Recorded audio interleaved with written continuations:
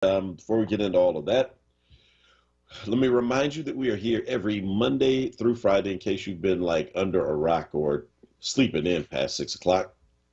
6 a.m. to 7 a.m. Monday through Friday. This is the Power Hour. If you're watching on Facebook Live or YouTube Live at WURD, then you will see I'm actually rocking a Power t-shirt today. I see that. I was checking that out when you had put that on. I was like, oh, man, Yeah, check man. that out. That's Yeah. exactly right. Rocking Power. All right. And so brought to you by Power Interfaith. And listen, I tell you, this is going to be a great show today because it's the morning of the election, and I don't want to preempt, our special weather person. So I'll just wait to hear what she has to say about the weather. But I have an idea that it's going to be good, but I don't know. Listen, sitting across from me in his virtual studio is none other than Bishop Dwayne David Roysta. And sitting across from me is the Reverend Dr. Mark Kelly Tyler. And listen, handling like traffic, news, weather, and all that good stuff, and somehow like running back and forth, controlling all of the things that has to happen to make this show go on is none other than Kawesa. She's got a little bit of a challenge happening right now, so she can't join us at this particular moment. But I'm sure we'll catch up with her at some point. Yeah, absolutely. Hey, hope everything is all right there in the studio. I mean, listen, woo-wee, the weather is going to be beautiful today. It's cold right now, though. Is it really? It's like, yeah. You know this. You know this how? I know this how because the windows are open in my room and it's freezing in there. So, but it's supposed to go to a very nice temperature today. like you and I we don't leave, quote unquote, the building for the show. we have very long commutes, right, to the basement. So, let me tell you, it's like one of the members of my church said.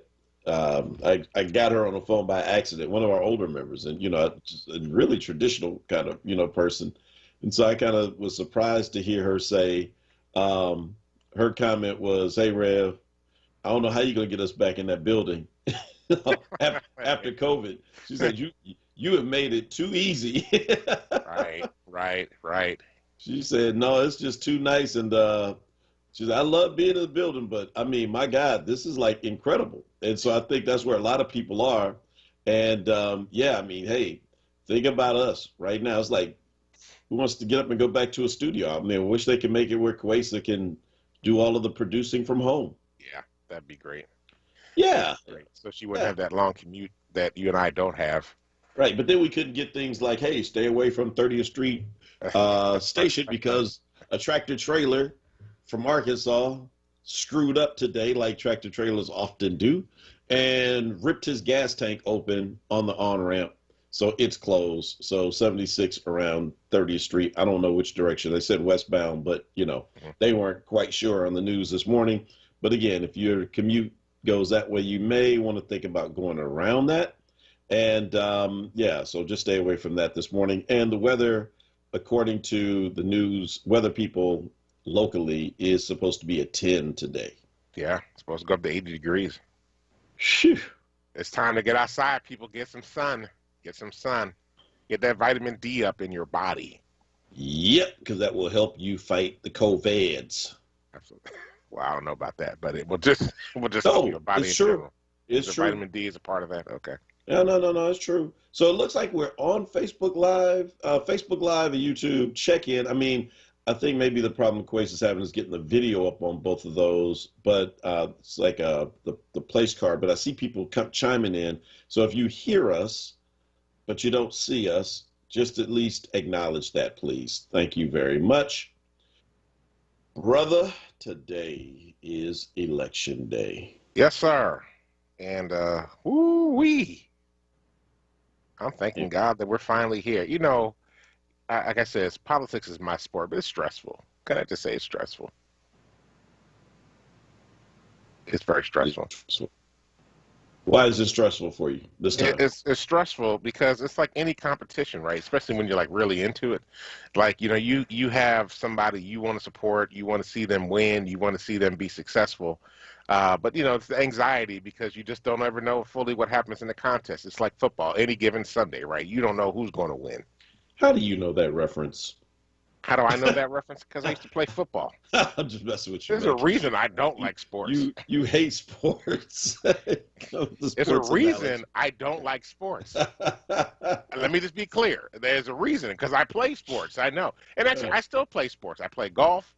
I do different things. I play tennis. So I don't play tennis as much as I used to, but I still do some sports. I don't like watching sports. So golf is a sport? Yes, golf is a sport, and so is debate. I kind of think of golf more like as a recreation. I mean, I always hear golfers try to make the argument that they're athletes. I'm like, yeah, not really. The first black sports billionaire outside of Michael Jordan was Tiger Woods. He's a billionaire, but again, I don't know if I'd go as far as to call it sport. That's all. It's a sport. Right. And actually, golf is actually what's interesting about golf. Golf isn't just a game against other opponents. It's actually a game against yourself. I get that, but I'm just saying I don't. It's because you don't play. It's because you don't play and you don't understand it. Well, again, I appreciate it. I love it, but people talk about horse racing as a sport. I'm like, yeah, I don't know, because it's a sport for the jockeys and it's a sport for the horses. Yeah, I guess so. Okay, I'm a bit more of a purist. I don't like soccer, but I would call that a sport. That you're an athlete because it's a lot of physicality.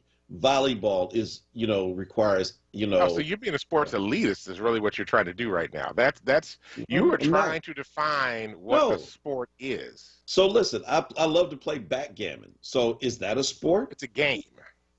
Right. That's golf. Next topic. You walked right into that. Thank you. There's physical, actually, there's a lot of physicality that goes in playing golf. Hitting that ball, getting it where you need it to go, using the angles, the physics of it all. It's the same thing as playing basketball. You're trying to get a ball into a hole or a basket. It's work.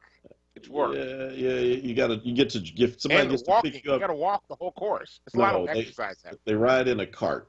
I'm riding a cart. Some people on golf cart. Wait, let me finish. If you actually walk and do golf, if you watch professional golfers, they don't ride in carts. They walk the whole course.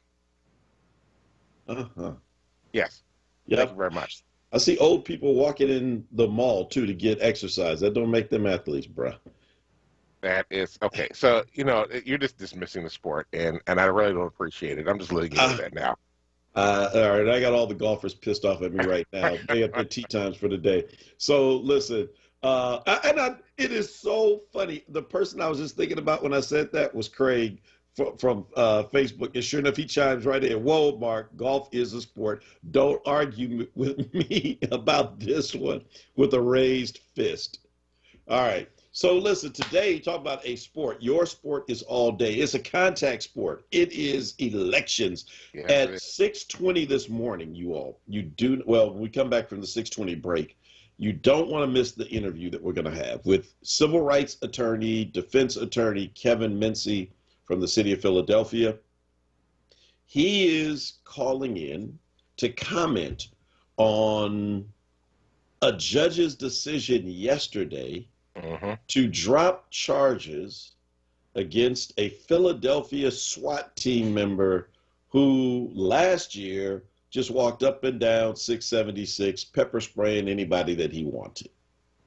As a person who would have likely been on 676 during that time because the crowd was moving in that way. Well, I don't know if I'd have been on 676 with them, but as a person who was out there doing a lot of that and got tear gas in another location during that 3-day ruckus by the police, I have a certain kind of feeling about this.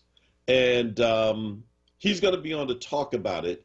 And I mean, now, if there was never a case that just teed up this election, I mean, it's like it encapsulates this entire election as we're choosing the Democratic nominee who will likely go on to become the next district attorney, all things considered. When you think about the way Philadelphia is with, the majority Democrats so heavily outvoting Republicans, with the fact that we are electing judges today, I mean, it's all caught up right there. So you have a police officer who, in my opinion, abuses his authority, a district attorney in Krasner who does the unusual, most DAs would have never done this, brings charges against the cop for, assault, and then a judge who knocks it all down and says, nah, it's all good, can't tie their hands. I mean, it's like, whoa. Yeah, I mean, I really want to know who this judge is, and Meehan. where. Yeah, I Meehan. know it's Meehan, but I mean, like, where is Meehan from? Yeah. Like, is he from the Northeast?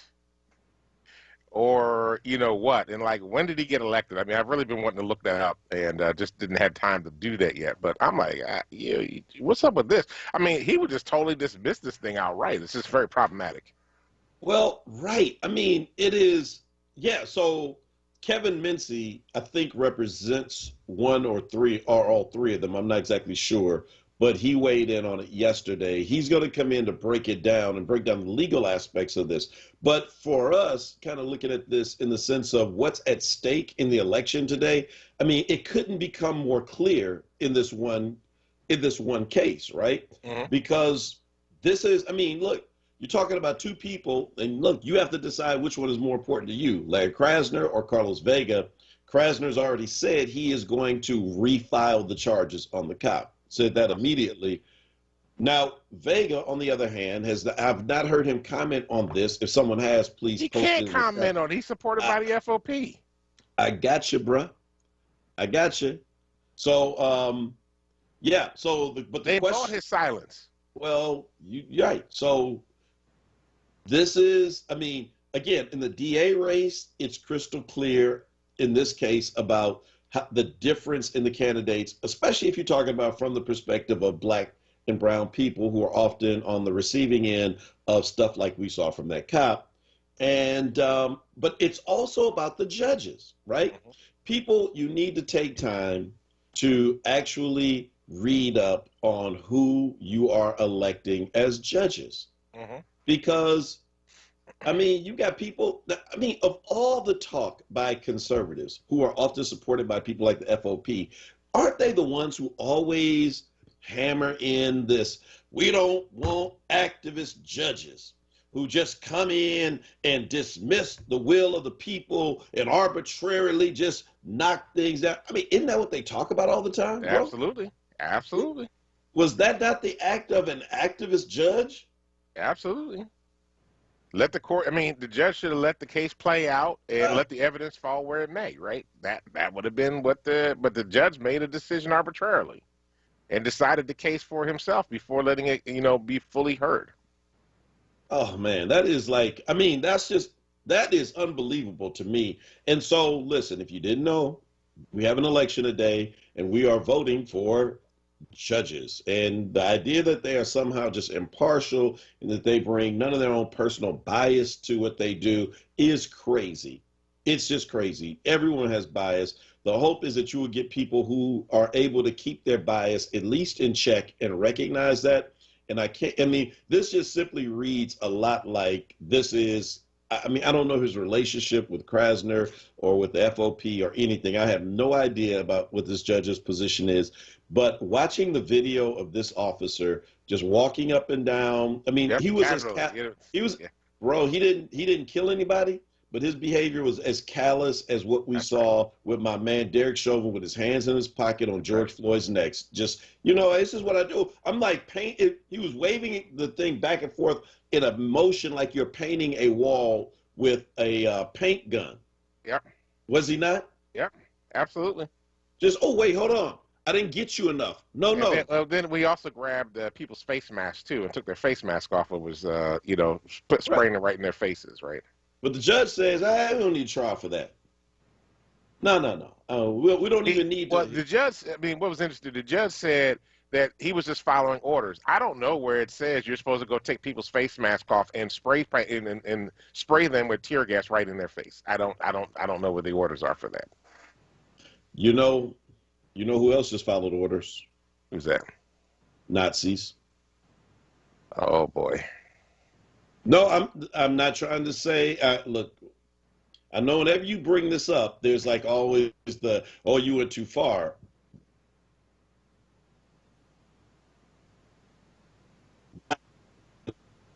I was just following orders. I didn't look. It was not on me. I was just following orders. Am I kidding? You don't want to touch that one, do you? It's the truth. I was just following orders. And so the idea that, so if they ordered you to, I don't know, kneel on somebody's neck until they die, would you do it? They ordered you to shoot somebody in the back fleeing from a motorcycle stop, running away from you 25 feet away. Would you do it? Absolutely would. They ordered you to kill a 12-year-old. I mean, come on. Do I just need to keep going on with this? It's like, that is so ridiculous to hear that come out of the mouth of a judge in Philadelphia that, we don't want to tie their hands. We tell them to go do a job. I mean, what were they supposed to do? They were told, drop a bomb on a house and burn up a neighborhood and kill 11 people. What else were they supposed to do? Come on, man. Are you serious? And you all are out here trying to, listen, I told you I got a dog in this hunt, so I'm not trying to bring my opinion about these candidates. Well, no, look, honestly, at the end of the day, in terms of, like, I don't care what the race is. If you're supported by the FOP, you will not be supported by me. Let me just put it that way.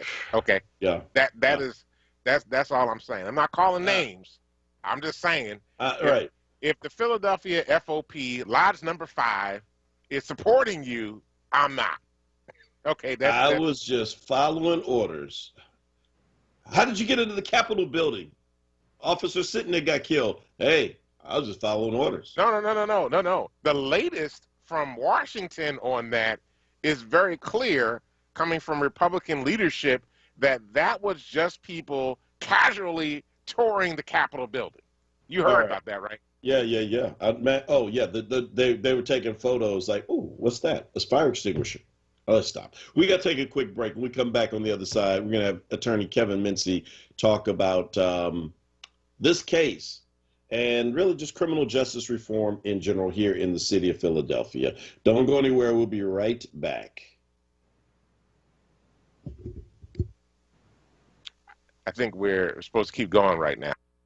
Anthony Wright was wrongfully convicted of murder after he spent over 2 decades in prison. DNA exonerated him. In 2016, Carlos Vega re-prosecuted him anyway. I was in prison, convicted of a crime that I didn't commit. Every single person that was involved was corrupt. I think about Carlos Vega. I think about the devil. I think about racism. Vote now. Vote Krasner for DA. Paid for by Lawrence Krasner for District Attorney. In Philadelphia, everyone is reading this year's free library One Book, One Philadelphia featured selection, The Tradition. Jericho Brown's 2020 Pulitzer Prize-winning poetry collection weaves national history with the deeply personal. Youth companion selections include The Poet X by Elizabeth Acevedo and Hey Black Child by Useni Eugene Perkins and Brian Collier. One Book, One Philadelphia features 8 weeks of programming through June 9th. Visit freelibrary.org/onebook for the full calendar of online events.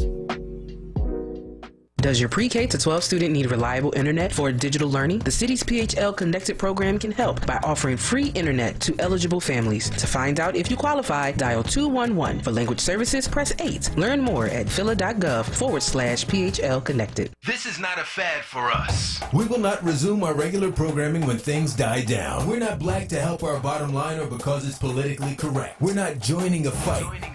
This has been our fight, our message, our people. Black lives have always mattered here.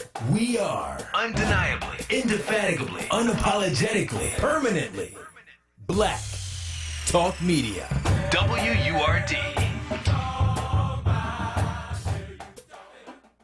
I am Amanda Green Hawkins, candidate for Commonwealth Court, recommended by the Pennsylvania Bar Association, endorsed by more than 32 organizations.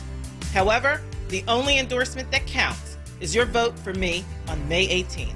Together, we will protect our votes and our democracy.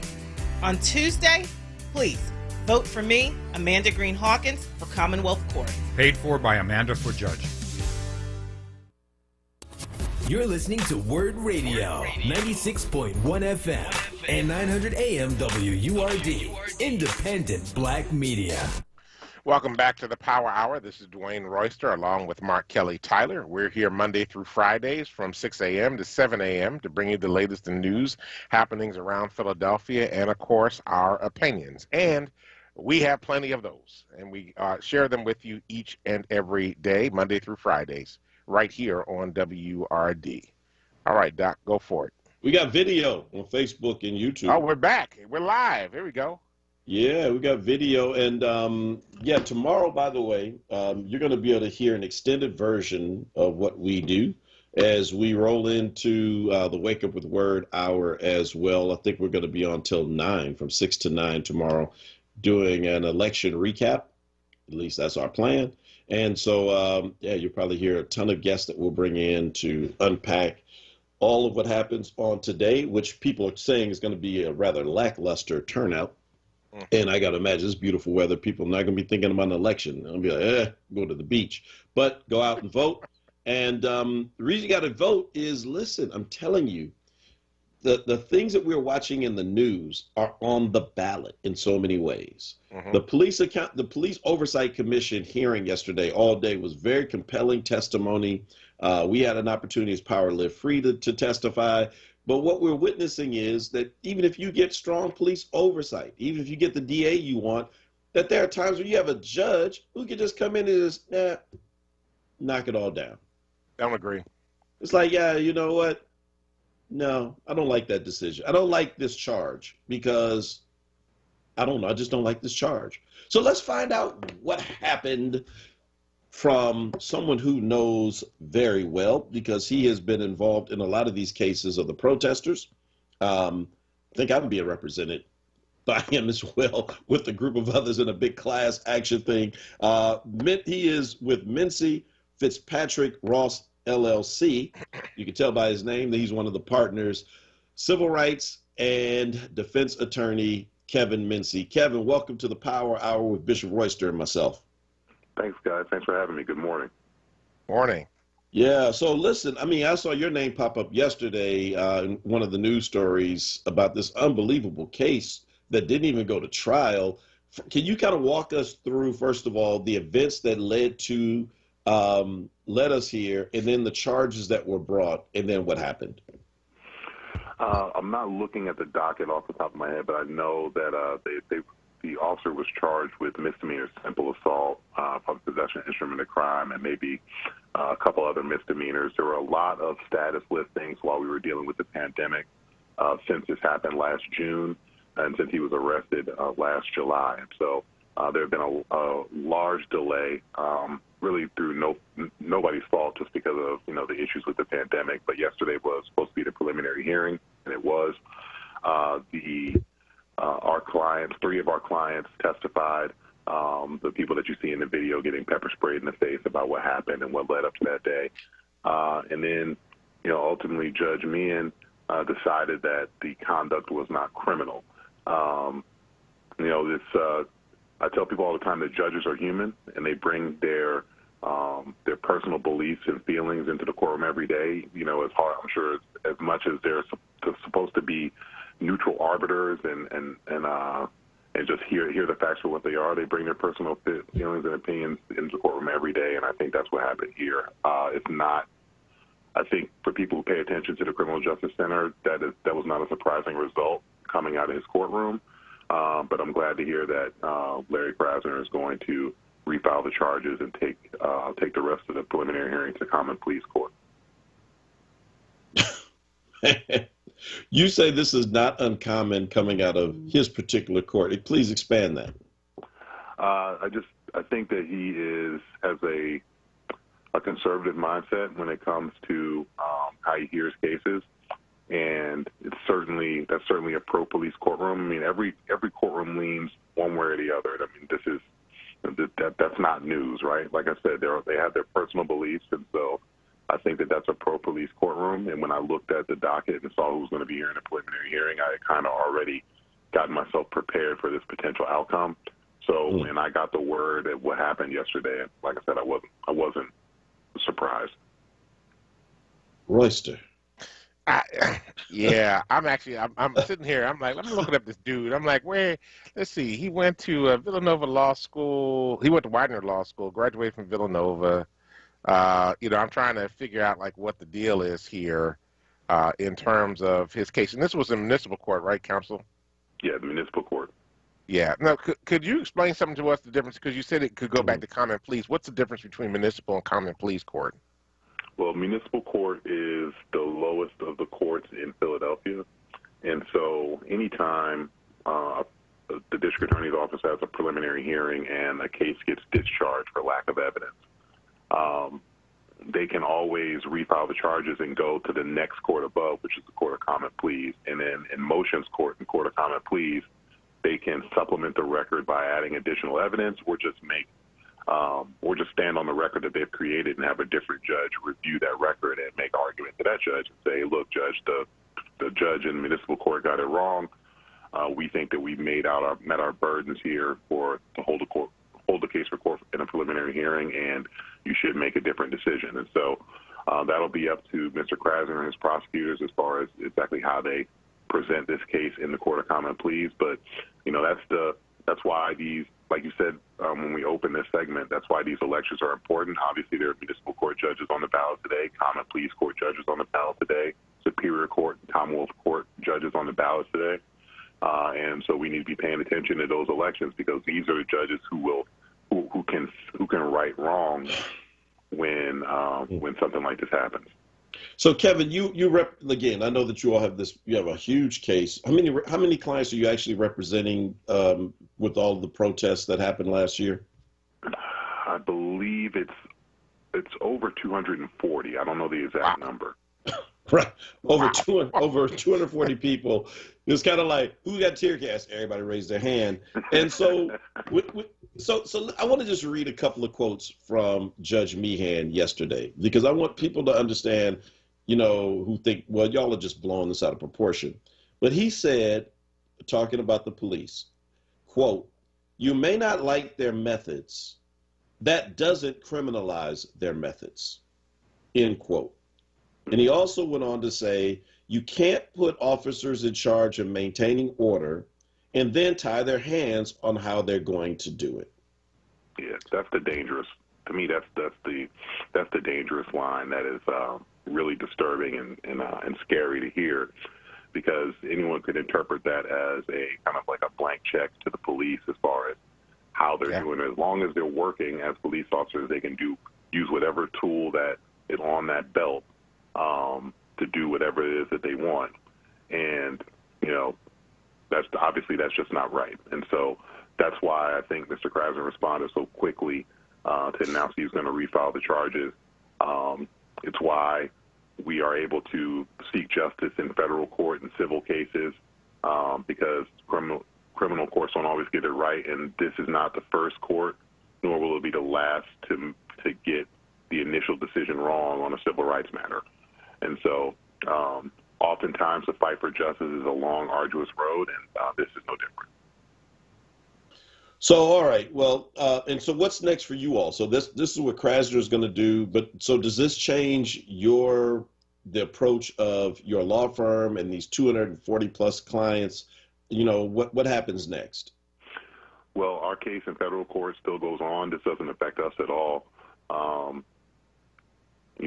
Without getting into too much about a case that's in open litigation, we've been in, had multiple discussions with representatives from the city about a variety of different aspects of the case. Obviously, our clients are most concerned with police reform. Economic damages come second in this type of case, and so we've been focusing primarily on that, trying to create meaningful police reform and getting it through the courts so that it can't be challenged or taken away by the Fraternal Order of Police. And so that's what we've been focusing on. We'll continue to focus on that and then turn our attention to the economic damages once we get the police reforms in place. All right, Kevin, man, listen, we sure appreciate you getting up this morning and sharing with us. Kevin Mincy is an attorney at law. He deals with civil rights and defense. If you need them, you can find them at Mincy Fitzpatrick Ross LLC. They're a great law firm, and I'm not just saying that because I'm one of their clients. Yeah, I don't know. I might even get like $2 out of this. Who knows? But I'm really out of this. right. I'm really with you. When they reached out, it's like, no, this is about changing the system, and so we are pushing for a win because you're right. This is about fundamental change in the system, and unfortunately, in our country with Black folk, that has usually come through the courts. So Kevin, have a great day. Thanks, guys. Thanks for having me. Have a good one. Take care. Bro, I'm telling you, I'm looking right now. So I got this. I won't divulge where I got this, but I'll just read this message that came to me. Former Commissioner Charles Ramsey set up ongoing training for police officers to go to a Jewish museum. And so saying that the reference that I used earlier about Nazi Germany is not off base. And it says that Ramsey helped set up an exhibit at a Jewish museum in D.C. and established regular visits as ongoing training for police officers. First D.C. officers, and then when he came to Philly. He wanted officers to see how the actions of police officers in Germany were wrong. The point of the training is to show that officers are sworn to honor and protect the Constitution over the wishes of any leader. There you go. I couldn't agree with that more. That's just frightening. Yeah, I mean, and it's so interesting because we're witnessing, so we could take this, on the micro level or even on the macro level. This happens in Philadelphia, what we're seeing around policing, but then even on the national level, right? This adherence to a lie that in Maricopa County, Arizona, they're counting votes that have been counted and counted and counted and certified by Republicans. Yes. And those Republicans, let me just say that those Republicans are pissed. They should be. because of the great leader and his insistence. Think about this. It hit me yesterday. So according to him, neither the election before his or after his was valid. So the last election that he would even say was valid was the one that was actually stolen, 2000. Right. George Absolutely. W. Bush, which was clearly stolen. But the rest of us, hey, you won it, you stole it, but you know what is yours now? You're the president. Anybody go on a 20-year tirade about George Bush was never president? He was president. He got to do a whole lot of presidential things. But so he knocks Obama down because he says he was not born in America, therefore his election was unconstitutional. Knocks Joe Biden down saying that it was stolen by Black folk in Philadelphia, Detroit, Atlanta, and Phoenix, apparently, right? It was brown folk in Phoenix, yes. The largest Black population in Arizona is in Phoenix. Right. And so this idea that, he knocks both down and that people are, you have to buy into the lie or you get Liz Cheney'd. I think that was a huge mistake. I think he should just put up with Liz Cheney for the time being. Now, don't get me wrong. I don't agree with most of the things that Liz Cheney does. But in this particular circumstance, I'm like, go, Liz, go. Right. So, I'm like, you need to go ahead and do what you're going to do, right? Because you are about to wreak havoc in the Republican Party. And I'm going to sit here. I'm just going to go grab some popcorn and watch this thing play out. I love Liz Cheney in this moment too. I ain't gonna never vote for you as president though, but I love you, Liz. You fight the power. I'll bring my boom box. No, I just roll the motorcycle up with the music on. I'm play Fight the Power. All power to Liz Cheney right now. But you run for president, that's where the love stops. There are more Black people loving Liz Cheney right now, and her father, Darth Vader. Because that's Dick Cheney. That's what they called him, Darth Vader. He got his lightsaber out, ready to do some damage. Speaking of stolen elections, she was like, I know this wasn't stolen because I've seen a stolen election before. And I know, I can tell you what a stolen one looks like. It looked like hanging Chad. Ain't no hanging Chad here. This is an insult to stolen elections everywhere. We got to take a break. We'll be back on the other side to wrap the show up and talk about this election today. This is a power hour.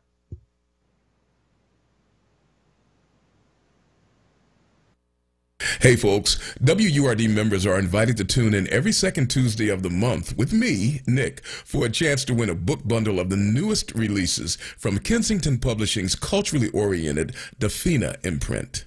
Tune in Election Day, May 18th at 11 a.m. to the Laborers District Pact Fund live broadcast, moderated by Charles Ellison and hosted by Ryan Boyer, Ernest Owens, and Tony Staten. A lineup of in-person interviews from the candidates on Election Day, May 18th at 11 a.m.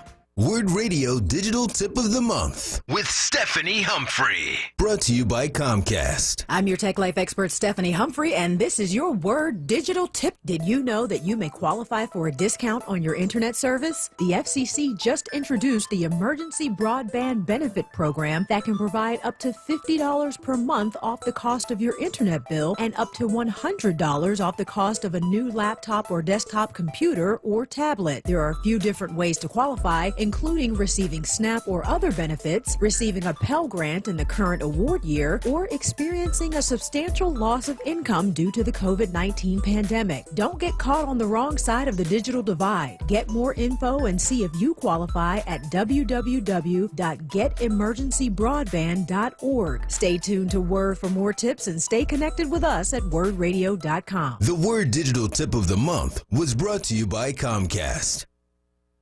Now, a traffic update on WURD Radio.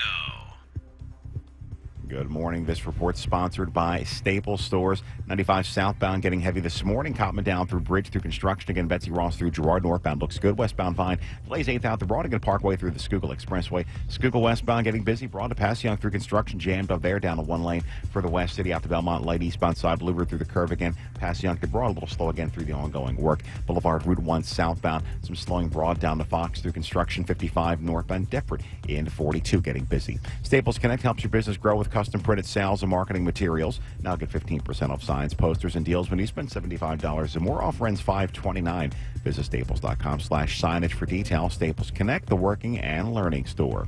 For more traffic information, log on to sigalert.com. Jim Bachman with your Philadelphia area traffic. You're listening to WURD Radio, 96.1 FM and 900 AM WURD, independent black media. Welcome back to the Power Hour. This is Dwayne Royster along with Mark Kelly Tyler. We just finished wrapping up a conversation about how we are quasi-fans of Liz Cheney right now and looking with great interest in terms of what she's going to do to the Republican Party in this particular moment. So yeah, but it just seems like we never learn from history. Mm-hmm. Well, perhaps we do. I won't just say never, because, to say never would have been that Herr Trump, or Trump, his German name, would have gotten a second term, then ultimately just eroded the Constitution and been made dictator for life. Mm-hmm. That's what happened in Rome with, Caesar. It's what happened in Nazi Germany. So I guess to a certain degree, maybe we're demonstrating the ability to start learning at least. I don't know. I mean, also this country is not the same. So there are a lot of other people who had the opportunity to vote. It's not just, one large population anymore. That may have had something to do with it. But there should be a concern in this country about this idea of just following orders, right? Mm-hmm. And I mean, it's about as dangerous as it can get. And persons who have those kind of personalities use that and know how to pit people against each other, know how to kind of turn your friends against you. Mm-hmm. I mean, look, you don't have to go to D.C. to see that. You don't have to go to the FOP. You see that even in churches. Right. Church is church. It's made up of folk like that.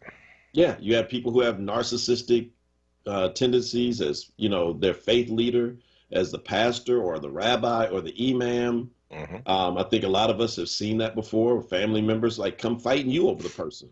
It's like, yo, that's really a question. Mm-hmm. Don't question him. To question him is to question God. That's a scary place to be. Yeah. And I think in a lot of ways, that's where we are. I mean, this idea, coming back, full circle to this judge, mm-hmm. let the trial play out, sir. That's all you have to do. You didn't have to, in a preliminary hearing yesterday, there was no reason to just kill this. Let Nicoletti just walk off. And that is that kind of deference. Yesterday in the hearing, I heard a person talking about that cops are demoralized right now. That, that black cops are turning their badges in, they're retiring early. And I'm like, man, let me get my little violin out for you. Let me play my little violin. It's a job. That's all it is. It's a job. I mean, who else gets to go kill people and walk away from it? That's right. What's so demoralizing? Because you don't get there are not enough judge me hands out there who are like, hey, I don't want to tie your hands.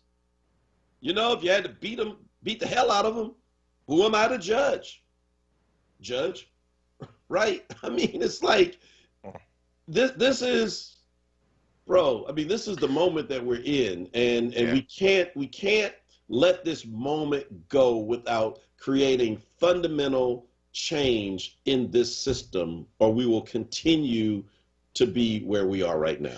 I mean, I think there's a couple of things that are happening too with the fact that police, are they demoralized, or are they finally getting a conscience and finally understanding the impact of the work that they do and the things that they allow to happen for so many years without speaking up or saying something? And maybe some folk are just getting a conscience and saying, hey, I mean, look, we all wake up at different times, right? There are situations where we will defend things to the nth degree until somebody finally points something out to us that it's so blatant and so in front of our faces that all of a sudden we have to change our mind about what we thought before. And maybe for a lot of black police officers, they are realizing now for the very first time that they are instruments of white supremacy. And they are turning and saying, I want no more of this. I'm sick of this. Maybe they're saying, I've been putting up with these old boys in this police department forever. Because what we don't realize is that there are a lot of black cops that are being harassed and being, in many ways mentally attacked for being black in police departments, and has been going on for a very long period of time. And maybe some folks are saying, look, I don't need this for my own people, and also getting this on the inside of this system at the same time. I can go take my experience, go work in the private industry somewhere, do something very different, and not support a system that is oppressing folk at the same time. So maybe there's some white cops out there that are getting a conscience right now and saying, I want to do this. I don't know that this is an issue of deep demoralization, other than the fact that they should feel guilty for supporting a system that has been oppressing other human beings for a very long period of time. If they're demoralized for that reason, well then, so be it. I'm glad they got a conscience and they're deciding to do something very difficult. If they're being demoralized because they can't separate their identity as a human being from their job, that's something very different. And, there's not a moral equivalency in talking about police and talking about the experience of black lives. Policing is a job. Being black is your essence to your being. Well, so you know what? Right. So so thank you for that perspective. I hadn't even thought about it in that way. And the idea that people may be growing a conscience in this moment, and that is perhaps driving them out. This is, I will speak for myself. My attempts at deep reform in the system and holding police accountable and, and putting money and resources and teeth behind police accountability is not an attempt to drive people out of the business, right? It is an attempt to drive the wrong people out. Yeah. And that by accountability, this helps those people who, to your point, have been sitting there silent, watching these racist police officers. They know what they do, but they feel like if I speak out, they're going to mess around and leave me out in a place where I'll get killed, or they'll just make my life a living hell. So I'm just going to keep my head down and be quiet. Then if that's you, you should support what we do. You absolutely should support what we do, because I am not, now I've got friends and other activists who believe in total abolishment of all police. I don't think it is tenable. In some places, if you live in a place with 30 people in your town and everybody's family, no, you don't need any cops. If you live in a place with 1.5 million, like Philly, yeah, you need some cops. So I'm not of the opinion that we can do this without it, but we don't need to, first of all, it doesn't need to stay the way that it looks now. doesn't need to be as large. There needs to be a ton. You know, you've heard our speech before on this. Don't need to rehash it all in this moment. But the idea of holding people accountable, people say, well, why? This is why. Because you got a judge out here who refuses to hold them accountable. Won't even hear the story, won't even hear the case. This wasn't dismissed after he heard all the evidence. This is a preliminary hearing that doesn't get further than that. It's an aborted case. And that is what happens to us all too often, aborted justice. And that the only way we get it is to take a measure of power back and put it in our own hands, which is why the CPOC legislation, Citizens Police Oversight Commission, is so important. It was voted out of committee yesterday.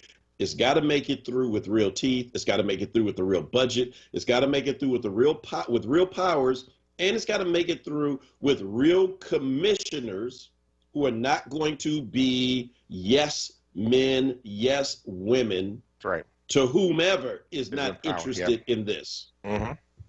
That's exactly right. We need the CPOC more now than ever, especially when you, like you said, you got judges like me and sitting on there that just assumes because the cop says it, they're right. And that's the way it should be. Or because the orders come down, that the orders are right. That doesn't work either. As a matter of fact, if you are in the military, there are moments when you are, if you don't follow certain orders, it's actually okay if the orders, are against the law or against, the way things are supposed to be set up. So, if I'm a cop and I'm looking and I'm saying these people are peaceful, they're not, they're taking up the roadway. There's another way to handle this. I mean, and look, they didn't resist anything when he came to them with the, he could have just simply just turned around and arrested them and got them off the highway. Instead, he decided to use tear gas. That doesn't make any sense. He looked like he was enjoying it. Yeah. I mean, he did. He just looked like he was like, oh, watch this. I've always wanted to do this. Never sure if I was ever going to get a chance. Well, look at this. Look at. Yep. I'm going to have some fun right now. So listen, real quick, folks. Today, again, the election is happening. We're not just electing a DA. We're not just electing judges. In fact, I'll tell you what, Michael Cord has a great, if you go to Michael Cord's Facebook page, he has a great list of recommendations.